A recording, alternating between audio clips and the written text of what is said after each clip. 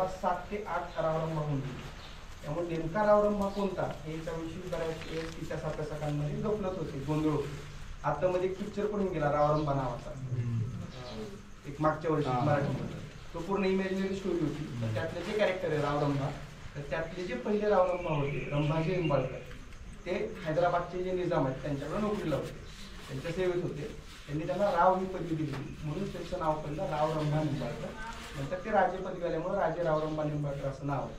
इसवी सन 1728 ते 1730 मध्ये या मंदिराच्या निर्मितीची सुरुवात झाली आणि त्यानंतर त्यांच्या मुलांनी या मंदिराला पुढं एक्सपांड केलं, जानोजीराव रावरंभा निंबाळकर यांनी.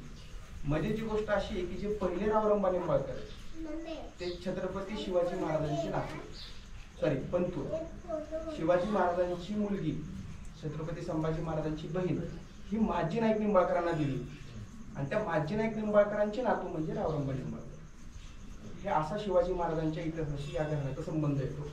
त्यांनी या मंदिराची निर्मिती केली कारण त्यांच्याकडे हा भाग निजामाने जहागीर म्हणून दिला होता.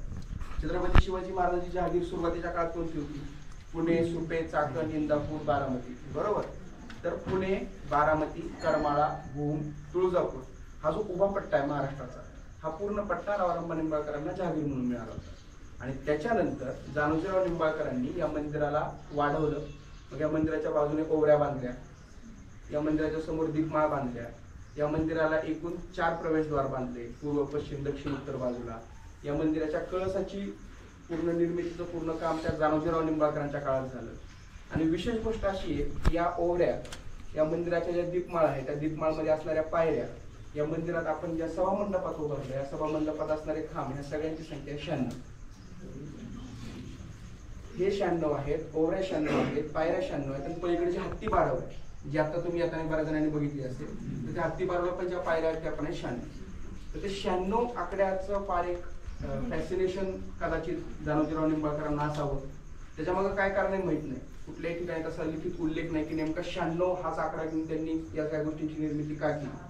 काही अभ्यासक असं सांगतात की 96 कुळांचा उद्धार म्हणून किंवा त्या 96 कुळांच्या योगदानाचं रिप्रेझेंटेशन म्हणून त्यांच्या स्मरणार्थ म्हणून या ठिकाणी 96 या आकड्याला फार महत्व देण्यात आलं.